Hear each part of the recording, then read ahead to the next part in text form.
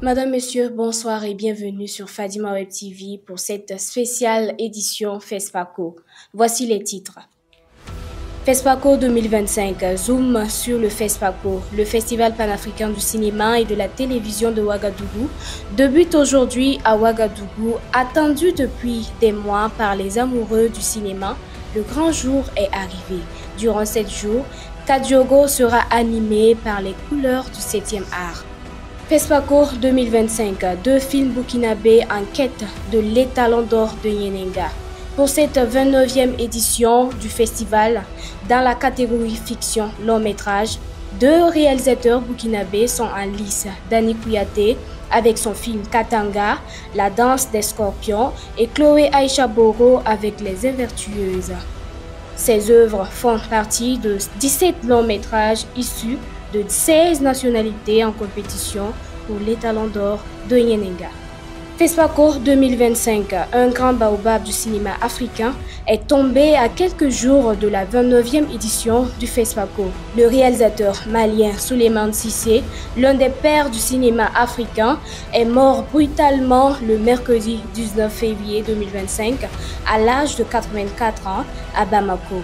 Homme de culture, Souleymane Cissé laisse derrière lui un grand héritage cinématographique. Le développement, c'est maintenant. À l'entrée de cette édition, le clap de départ de la 29e édition du Festival panafricain du cinéma et de la télévision de Ouagadougou a été donné par le chef de l'État, le capitaine Ibrahim Traoré, accompagné de son homologue tchadien Mahama Idriss Déby Itno au Palais des Sports de Ouaga 2000. Nous y reviendrons dans la prochaine édition. Une histoire que chaque 2 ans s'écrit et se réinvente sur les bords du Kadiogo. Et voilà, cette histoire commence aujourd'hui même pour l'année 2025.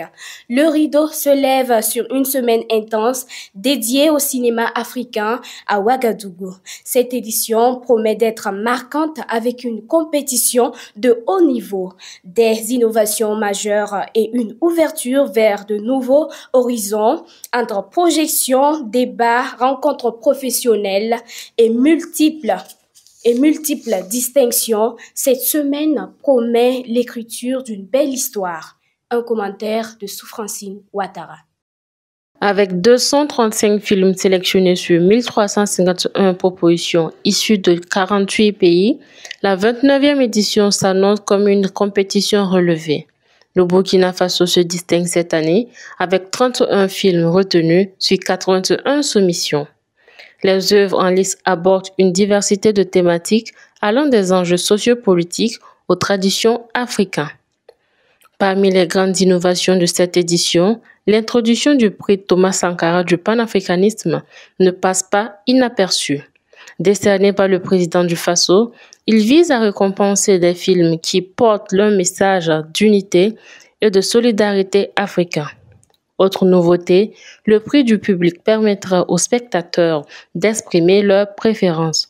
Doté de 3 millions de francs CFA par la télévision nationale du Burkina, il distinguera le meilleur film de fiction long métrage sur la base des votes recueillis exclusivement dans les salles de cinéma.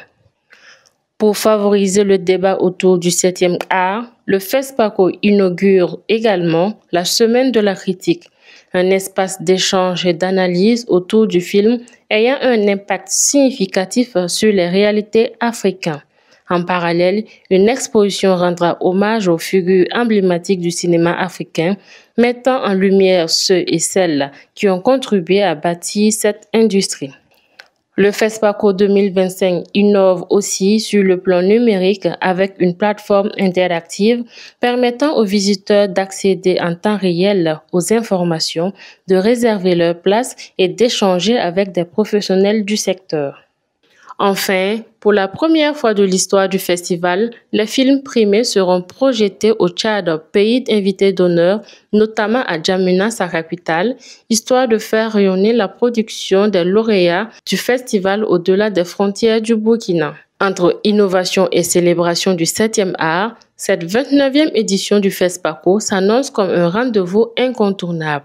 Reste à savoir quels films séduiront le jury et le public et surtout qui repartira avec les talons d'or du Yenenga la plus prestigieuse récompense du festival. Verdict le 1er mars 2025. Avant l'écriture de l'histoire, le comité d'organisation de cette biennale a mis les petits plats dans les grands afin que dès le lancement des festivités jusqu'au soir du 1er mars, tout soit une réussite. Les places emblématiques de la ville ont déjà donné le coup d'envoi. Les coulisses des préparatifs avec Innocent Ilboudou. Depuis quelques jours, la ville de Ouagadougou change de couleur. De la place des cinéastes, le camp fonctionnaire passant par le site du FESPACO, tout se rend aux couleurs de cette grande fête du cinéma. Ministères et organisateurs s'attellent entre installation des stands, les décorations et d'autres activités afin de donner vie à cette biennale. Alors il faut dire qu'après la visite que nous avons effectuée le lundi dernier, dans les différentes salles de projection. Aujourd'hui, nous avons fait la ronde de l'ensemble des sites qui devront abriter des activités du FESPACO. Nous sommes passés du siège du FESPACO à la place de la Nation et nous terminons ici au niveau du camp fonctionnaire. Nous avons pu à tous les niveaux voir des équipes totalement déployées.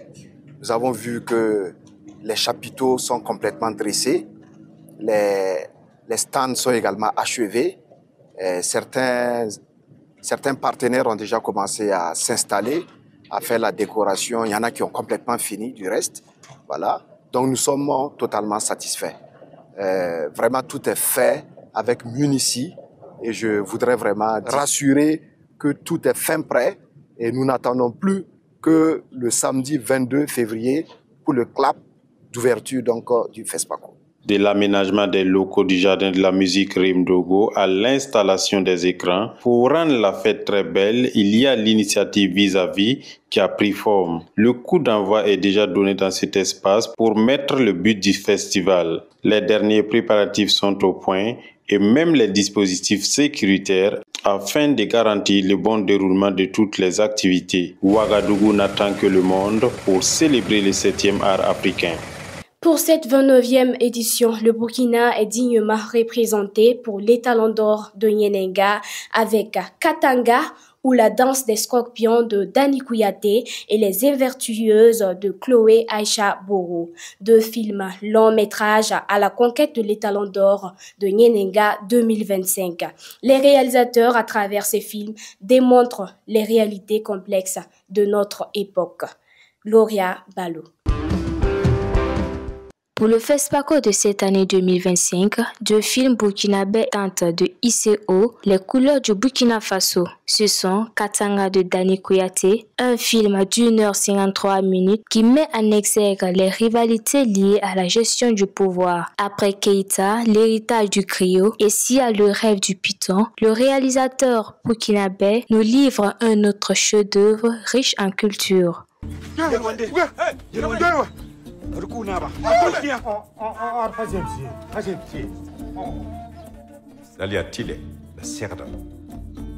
À travers ces scénarios, Dani Kouyaté dépeint la fragilité de la nature humaine face à la gestion du pouvoir. Alors c'est un conte politique, une adaptation de Shakespeare, Macbeth, qui traite de la relation des gens avec le pouvoir.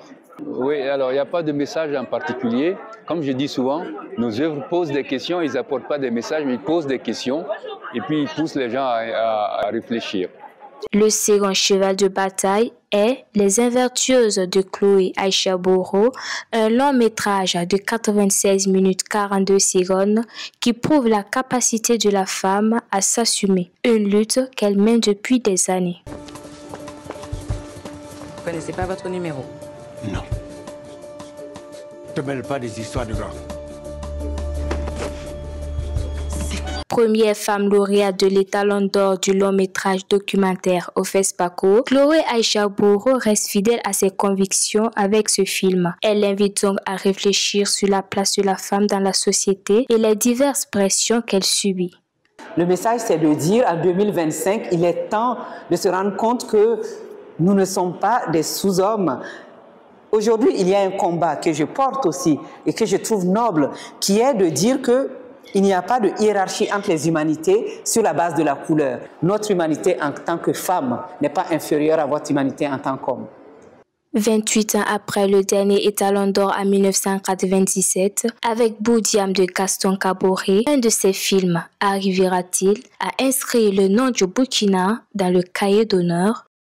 Il a marqué de son empreinte, porté haut les couleurs du Mali et inspiré des générations de cinéastes, réalisateurs, visionnaires, double lauréat de l'étalon d'or de Yenenga et primé à Cannes.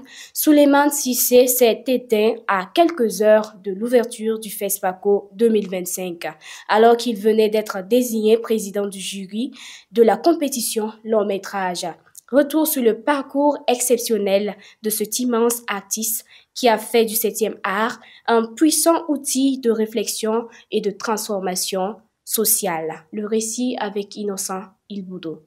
Sur les réalités du continent africain. Né en 1940 à Bamako, au Mali, il grandit à une époque où le cinéma occidental domine les écrans. Très vite, il ressent le besoin de raconter l'histoire et la réalité du peuple malien à travers le 7e art. Après ses études secondaires à Dakar au Sénégal, il retourne au Mali en 1960, au moment de l'éclatement de la Fédération du Mali et de l'indépendance du pays.